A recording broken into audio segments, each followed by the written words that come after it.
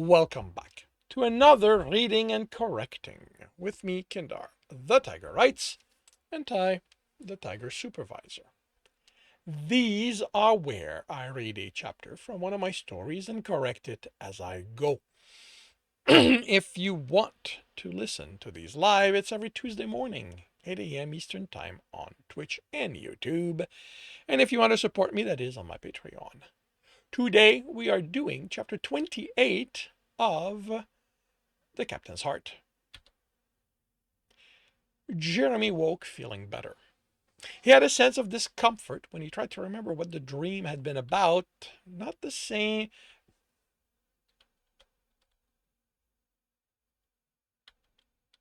But not the same. His heart was pounding out of his chest. One he remembered from the previous ones. His back popped as he stretched from sleeping seated. A window looking onto the engineering faced the couch, and looking out, he watched as the technicians went about their work. 7 of them, including Turek, who, since Jeremy had told him he didn't want to be there, hadn't had to remain. He'd clearly been woken by his unexpected arrival, so why hadn't he gone back to sleep? He still looked disheveled, but his jacket was right side on now. While they were mostly spread about the large room, moving from one control station on the wall to the other, 2 were working on the same station, huddled over as if they were trying to understand something. Then their shoulders shook, and one tried to shush the other, which only made one laugh harder. There was a worried look around, which Turek caught and made a motion to get on with it. Shoulders slump and ears back, the technician spoke, then nearly everyone was laughing. Turek looked over his shoulder at the window, gave Jeremy a shrug, then was grinning before saying something, and the others settled back into work. Although there was the occasional shake of the shoulder that made him think that what had been shared had been funny enough to linger. Jeremy wondered if he'd been so engrossed in his work before to notice the camaraderie among them, or his presence had put a damper on things. If that was the case, was it because they saw him as an engineer, or because he was an alien in their engineering?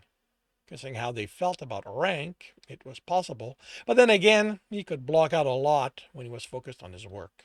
And what was the pang for as he watched them? He was used to working alone. He liked working alone.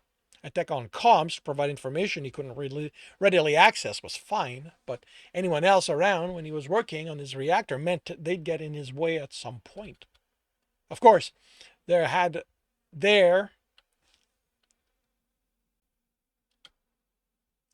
they had space to avoid each other when needed, but it was more than the physical presence he minded. It was the idea that he didn't know how to voice the feeling, even to himself. But he hadn't mind having Turek around while working, and most of the time, all he did was stand and wait for instructions. Maybe that was it. With Turek, there was none of that feeling of expectation. He had to engage with him beyond the work. In his lab, when techs were around, they were always talking to him. He glanced at the desk next to the window and the screens on the wall. They were dark. The command to activate them was probably one of the Keywell? He'd claws to type at it, or to bring one designed for him and work out how it connected to the reactor when came time to make use of the controls on it. Unless their engineer returned before they reached that point. He hoped they did. He wanted to ask why they designed it the way they did. Why not use standardized components? Why not make it easy on the technicians? Well, easier. They didn't seem to mind the work they did.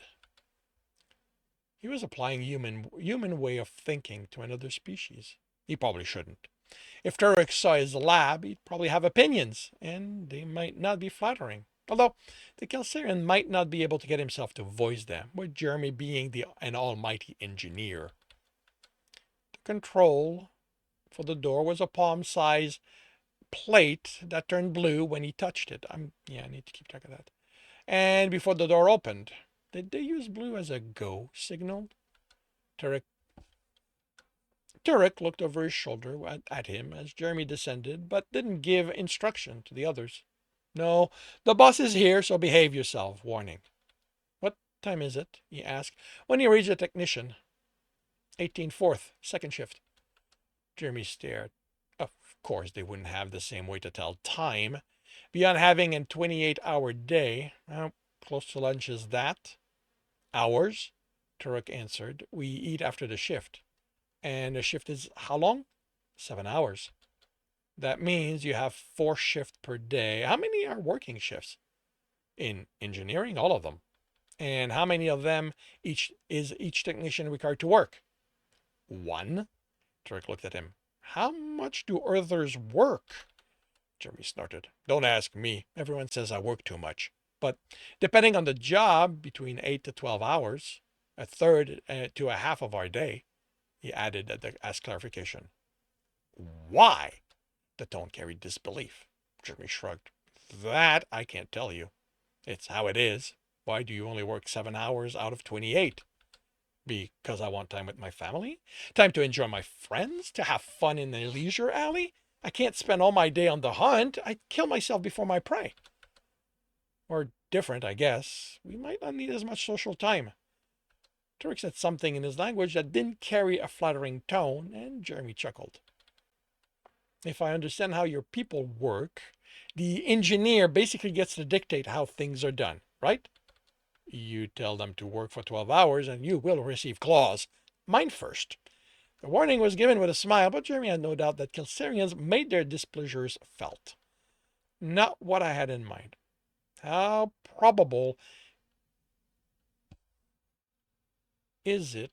How probable is it? Something will go wrong if no one's watching this for a couple of hours. Not likely, unless you've displeased Xenilaharan. Have I met them? The look Turek gave him was utter bafflement. Then he laughed, shaking his head. The others glanced at them, then focused on their work. So things are going to be fine for a few hours without anyone here? Yes. Okay, then let them know you and I are going to eat and that I'd like them to come with us. Turek started speaking, then stopped as head turned. Why? He asked, again in disbelief. You, because I don't know where the cafeteria is, and them, because I don't think it's fair that only you get to slack off. And your people say you work too much? Jeremy chuckled. I can't do anything without the replacement circuits, which I never set to print, and I'm annoyed at how the commander just ordered me back here, even after telling him I didn't want to today. It was odd that as freaked out as by the idea that Kelsirian's men had sex together as he'd been yesterday and earlier, now it didn't feel like it was his place to judge how another species lived. He summoned the box and put the oozing discomfort in it. What he didn't like was Quirk applying their mindset to how he should be. Jeremy was human, not Kelsirian. You are disobeying your alpha. Jeremy thought about it. Not really. He told me to get back here, and I am. He told me to fix your reactor as fast as I could so he could send a lot of you packing, and I am. Not being able to do anything without the right equipment as fast as I can do things right now. Turek muttered something involving Zanila Aran, then raised his voice and addressed the others. There was uncertainty. It seemed that as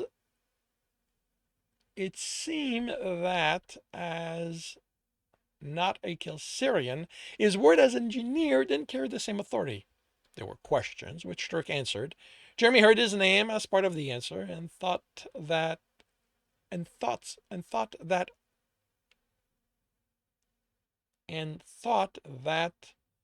of the captain.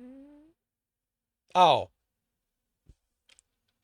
And that of the captain, but he'd only hit it once directly, so he wasn't certain. Whatever he said convinced them, and Turek led them out. At the second interaction, he tapped the design for a roll sheet between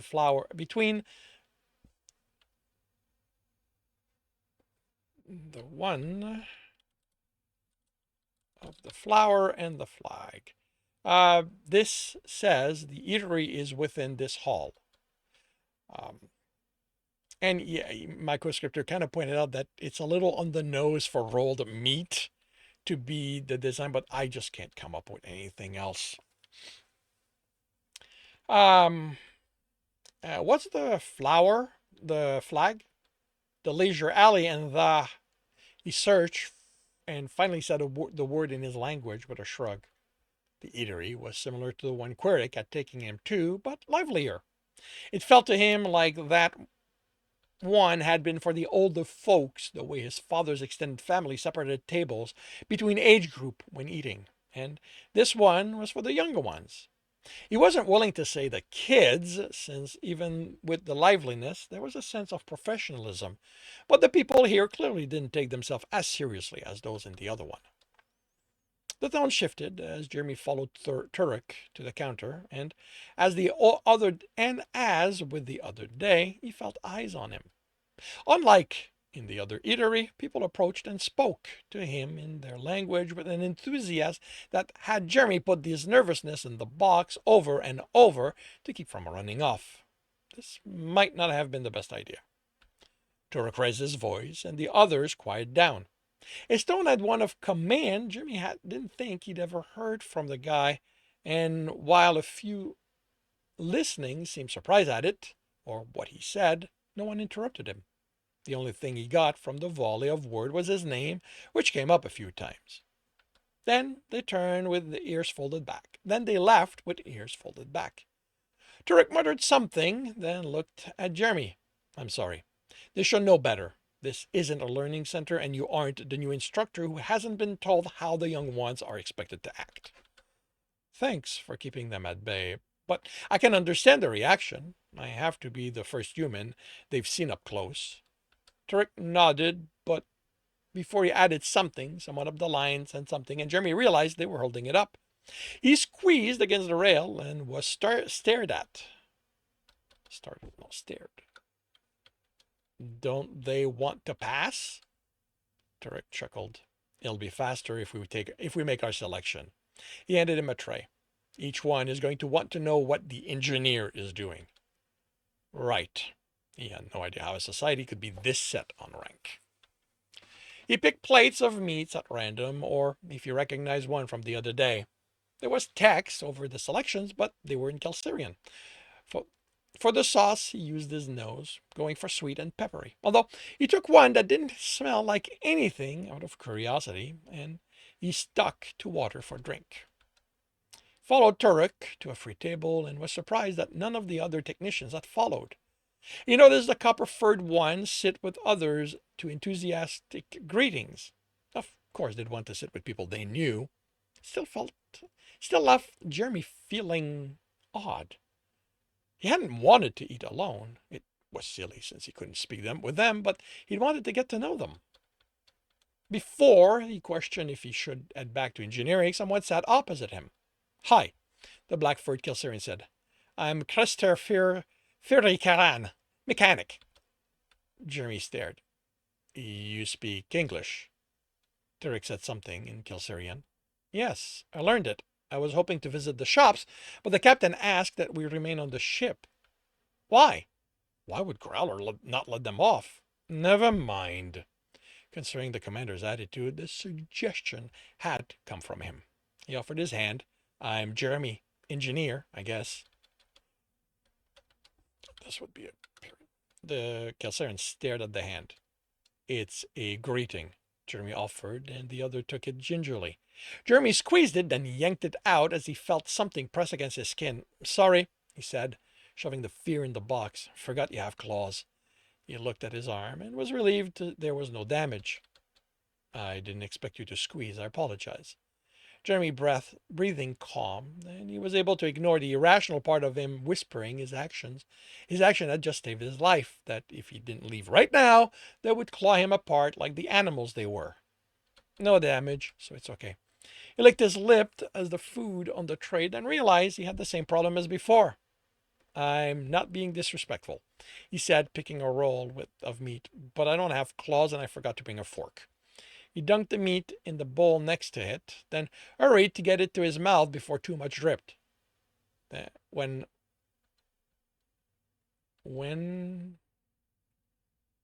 wiped his fingers. Once he'd wiped his fingers, the mechanic looked at him, not quite horrified, but perturbed. Instead of berating Jeremy, he addressed Turek in quick and harsh-sounding Kelsirian. Turek didn't react like he was being chastised, replying in the tone Jeremy recognized as his professional one. Since he couldn't take part, Jeremy took another piece of meat, thin slab this time, and dunked it in a peppery sauce. Stop, the carrier said as Jeremy was about to pull it out.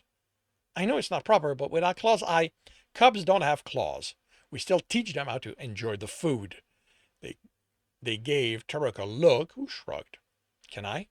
He motioned to Jeremy's hand, and he nodded. Trepidation forming as their fingers touched his skin. He put it in the box and let them hold his hand. You need to let the sauce drip. Otherwise, that's all you'll taste. The sauce are to mix with the flavor of the meat. Flavors, plural. Different taste level, he wondered. He'd had different tasting meat, but there was never that much of one unless he specially had it printed that way. And then the taste varied because of the spices that were printed with it. When the Kelsirian let go of his hand, Jeremy could only make out a slight sheen of the sauce on the half-eat dunk. With my cubs, I'd say to only eat the part with the sauce, and I'd eat the rest, since I can cover it all with spirit. Covered it all with spirit on my claw. You're old enough to decide if you want to get your fingers covered, and you don't have fur I'd have to clean afterward. They grinned. Jeremy bit the sauce-covered part and paid attention as he chewed. Unlike the other time, pepper didn't explode in his mouth. It expanded in it. Yeah, where did you go? There you are. It expanded in it. Almost more something he smelled than taste. And under that was the hint of iron and copper, with something he couldn't only identify as earthy. Okay, this is worth taking the time to let drip, but by your reaction, I think we might have different levels of how we taste. Everyone tastes differently, the Kelsirian replied. It's why there are so many meats and sauces to pick from. No matter what you enjoy, there will be a combination that pleases you. Many of them. Turek said, enjoying his food. Just one gets boring. There are times when I'm happy just to have time to grab. Means dialogue. Actually, I'm happy just to grab.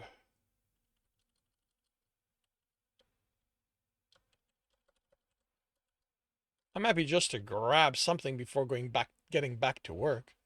I don't have the time to care what it tastes like, Jeremy said, dripping as much of the rolled meat with green paste in the center dipping as much of the rolled meat in the green paste in the center in the clear sauce without a smell, then watching it drip. The two of them stared at him when he spoke in Kelsirian. Jeremy ignored them, closing his eyes to focus on the taste as he bit into the meat. Cold spread in his mouth, making him think of the mountain ice from the vacation his family had taken when he was 11. It covered everything as he chewed, leaving him feeling like he could smell the cold. Then heat exploded out of the bite, and he hurried for the glass of water. Not a good combination, he told them as they tried not to laugh. And that concludes chapter 28 of The Captain's Heart. If you are enjoying this, please leave a like. If you want to know when the next chapter is going to be up, subscribe and hit the bell. If you want to read this story, it is up on Ream Story. And if you are looking to listen to it live, it's every Tuesday morning, 8 a.m. Eastern Time on Twitch. Links are in the notes, and with that, I shall wish you a good day.